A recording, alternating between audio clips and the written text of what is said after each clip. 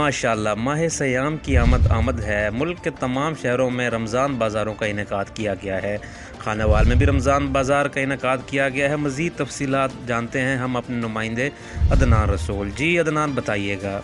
جی بسم اللہ الرحمن الرحیم۔ حکومت پنجاب نے جو خانہ وال شہر میں رمضان بازار لگایا ہے، یہاں پر جو ہے حکومت کی جانب سے تقریباً 13 اشیاء خردنوش پر سبسڈی دی گئی ہے، جس میں چینی ہے، گھی ہے، چاول ہے اور بیسن ہے، آٹا ہے اور کھجور وغیرہ۔ اس کے اوپر گورنمنٹ نے جو 25% سبسڈی دی ہے، جو ایک انتہائی اچھا اقدام ہے حکومت کا۔